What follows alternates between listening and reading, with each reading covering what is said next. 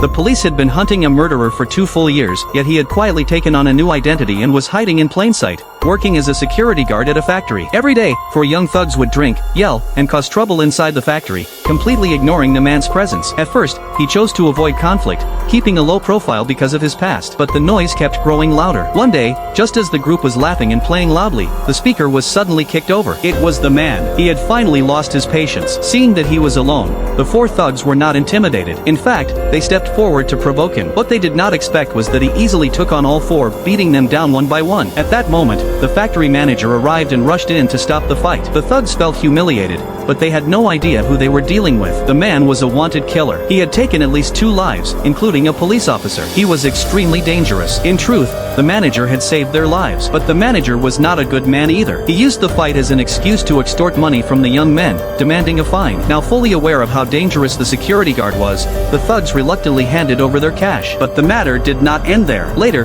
the manager demanded an extra $20,000 from the group, claiming it was on the security guard's behalf. After they left, he kept all the money for himself and even threatened the man, saying he would report the fight to the factory director. If the director found out, the man could lose his job. Still, considering how dangerous the man was, the manager handed him $10 as hush money. But that insult pushed the man over the edge. He firmly stated again, he was the one who started the fight. Seeing his growing anger, the manager quickly surrendered the entire extortion payment. As he turned to leave, the man called out to him and returned the $10. Feeling mocked, the manager stormed off, cursing under his breath. He was determined to report everything to the factory director. He had no idea that his life was already ticking toward its end. Meanwhile, the police reopened the old murder case and resumed the manhunt for the fugitive. Their first target was the factory security guard. But before they could act, something happened. The police received a report. There had been a brutal murder at the factory. The victim was the same manager who had threatened the security guard. Earlier that afternoon, the man had tied an axe to his wrist and practiced his old methods of killing. A dead tree fell with a single strike. Coincidentally, the manager saw it happen. Instead of walking away, he approached the man, ready to fire him.